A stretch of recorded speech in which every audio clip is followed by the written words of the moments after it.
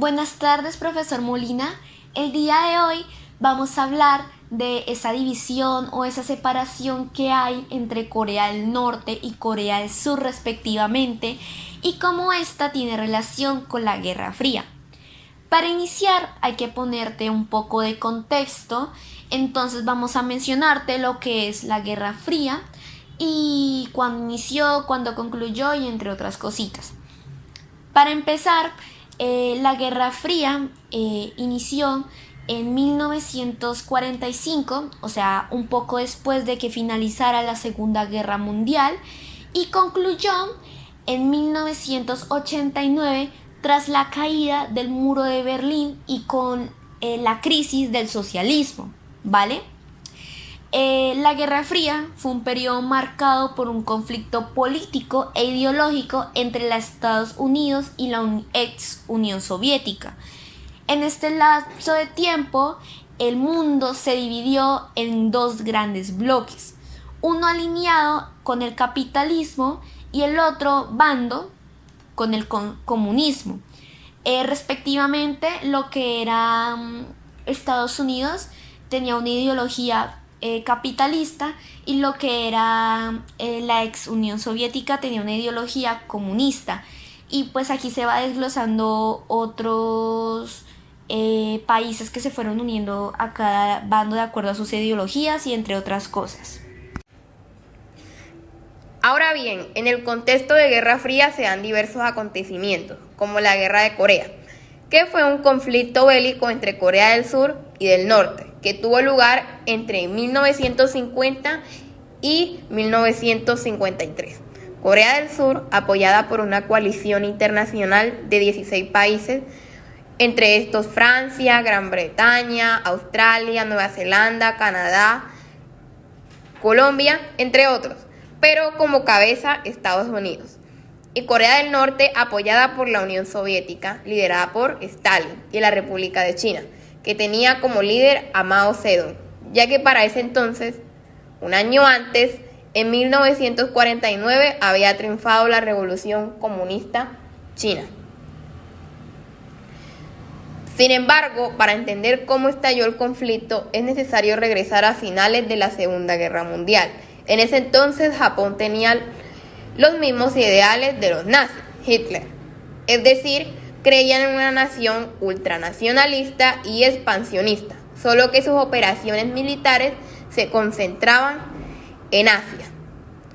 Para ese entonces, eran dueños de toda Corea. Aunque la habían obtenido en 1910, su poder se reforzó en esa época.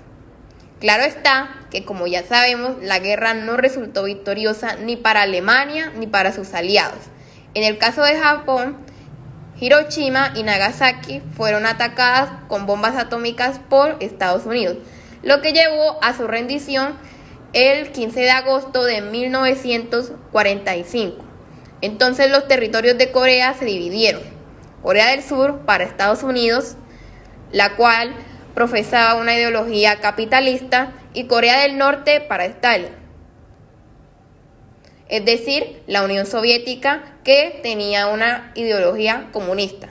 Sin embargo, el 25 de junio de 1950, Kim Il-sung inició una guerra contra su vecino del sur, con la que pretendía reunificar la península.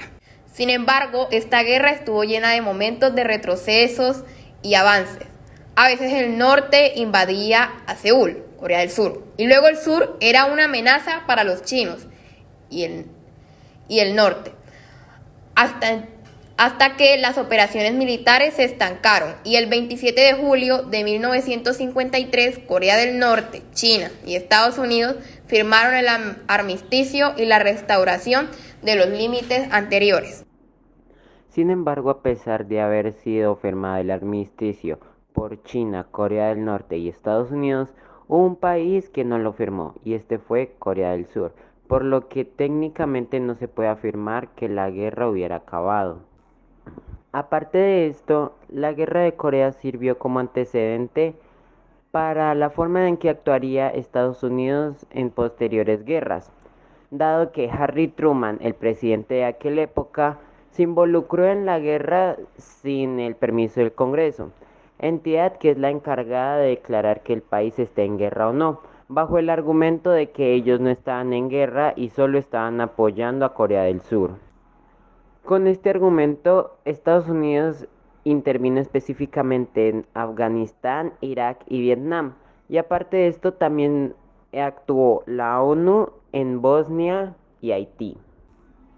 Después de haber sido firmado el armisticio, se dieron intercambios de prisioneros. Sin embargo, a pesar de haber sido los miles de soldados los que ya han vuelto a sus patrias, a día de hoy todavía hay muchos de ellos que siguen desaparecidos y no se saben absolutamente nada de ellos. A día de hoy las dos Coreas siguen divididas, y es que a pesar de haber mostrado intenciones de reunificarse en el 2000 y en el 2018 haberse encontrado los presidentes de ambas naciones en una cumbre, e incluso haberse abrazado, estas intenciones se han ido desvaneciendo, y todo concluyó cuando Corea del Norte voló una oficina común que servía como embajada en Corea del Sur. Esto sin contar las familias que quedaron divididas a partir de este conflicto. La guerra es conocida como la guerra olvidada, puesto que es el conflicto que pasó más desapercibido de los mayores acontecimientos de la Guerra Fría. Sin embargo, no podemos desconocer sus efectos que siguen a día de hoy.